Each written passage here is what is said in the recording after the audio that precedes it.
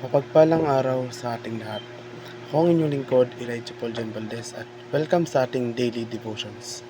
Ang ating verse for the day ay nasa Exodus chapter 3 verse 11. Sinasabi dito na, "Pero sinabi ni Moises sa Diyos, sino po ba ako para pumunta sa Paraon at ilabas ang mga Israelita sa Ehipto? Alam nating lahat na dapat tayong sumunod sa Diyos. Ngunit kahit papaano ay kumikilos pa rin tayo sa paghihimagsik at maraming beses na nauuwi sa gulo bilang resulta ng ating pagsuway. Sa mga simpleng salita ay nangangahulugan ito ng pakikinig sa salita ng Diyos. Ang pagkilos dito, ito ay nagpapahayag ng paghahanay ng ating kalooban ng Diyos.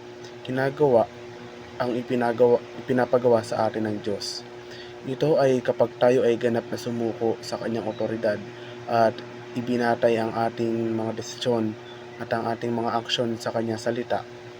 Ang pagsunod ay napakahalaga para sa bawat Kristiyano. Sa katunayan, kung wala ito ay kulang tayo sa malaking panahon.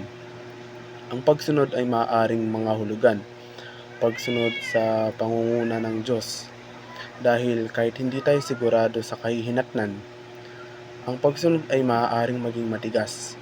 Maraming beses na pangangahulugan ito ng paghatak sa mas mataas na daan, kahit na mayroong isang madaling paraan bilang isang opsyon. Ang pagsunod ay maaaring mangailangan ng sakripisyo, disiplina at iunat ang ating sarili sa labas ng ating comfort zone.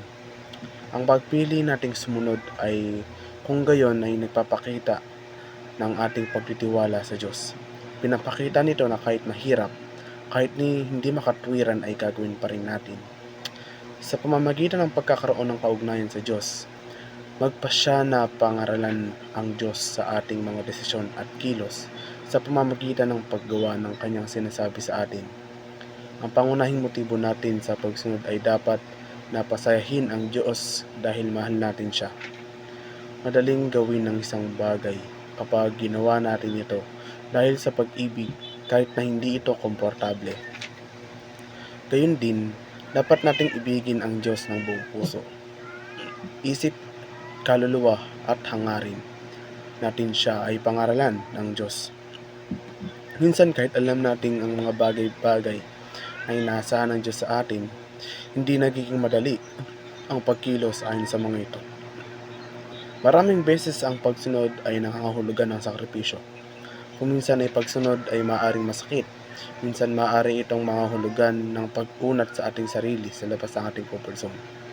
Sa sarili natin baka hindi natin ito kayanin, kaya nga kailangan natin ang tulong ng Diyos sa pamamagitan ng banal na Espiritu para tulungan tayo.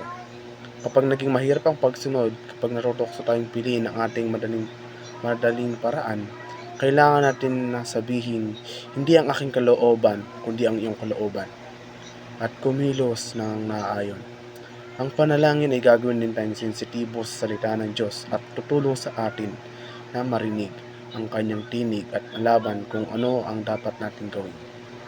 Muli, ako ang inyong lingkod, Elijah Paul John Valdez, at dito na nagtatapos ang aking daily devotions.